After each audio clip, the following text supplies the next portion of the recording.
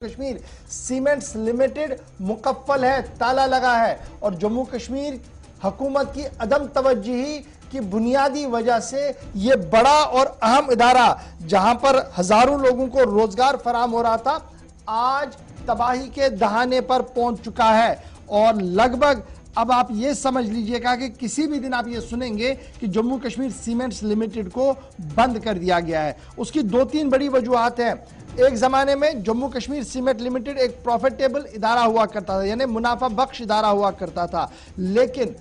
साबिका हुकूमतों की गलतियों की वजह से और ब्यूरोक्रेटिक अप्रोच की वजह से अब आहिस्ता आहिस्ता आहिस्ता करके हालात आज की ये है कि उस पर ताला लगा है। जहां पर हजारों लोग हर दिन काम किया करते थे, वहां पर 6 से 8 वॉचमैन अब सिर्फ है और इंतजार कर रहे हैं कि कोई आकर इस फैक्ट्री को खोले या इसे मुकम्मल तौर पर बंद करके बेच दे। हालात इस तरीके के आए हैं। क्यों आए हैं ऐसे हालात? क्योंकि जम्मू कश्मीर सीमेंट लिमिटेड सरकारी इदारा है और इसी इदारे के साथ साथ जब हम बात करते हैं तो आप ये भी याद रखिएगा कि इस इदारे के साथ साथ जब हम देखेंगे तो एक बड़ी बात यह है कि इस इदारे ने जहां सरकारी तौर पर भी रोजगार के मौके दिए थे और एक मुनाफा बख्श इदारा था, लेकिन फिर आहिस्ता आहिस्ता करके 300 करोड़ 600 करोड़ और अब हजारों करोड़ रुपए की बात सामने आ रही है कि कर्जे में डूब गया है। Jammu Kashmir cements limited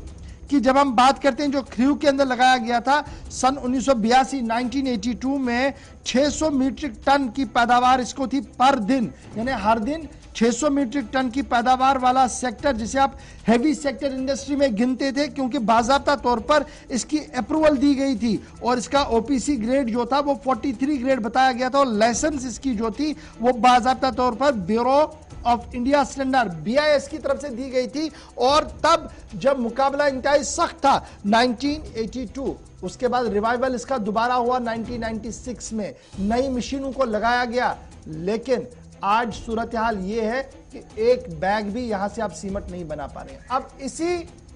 factory के आसपास के इलाके को देखिए, निजी फैक्ट्रियां लगी हैं, यानी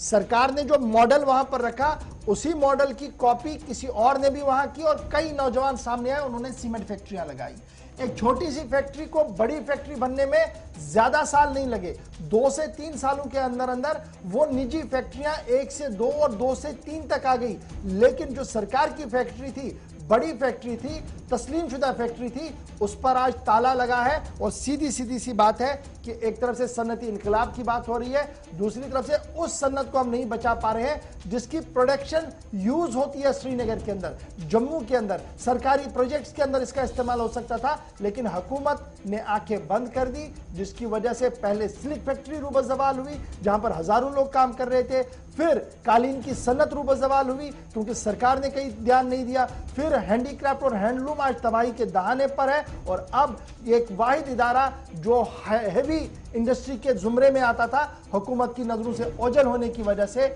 मुकफ्फल हो गया है।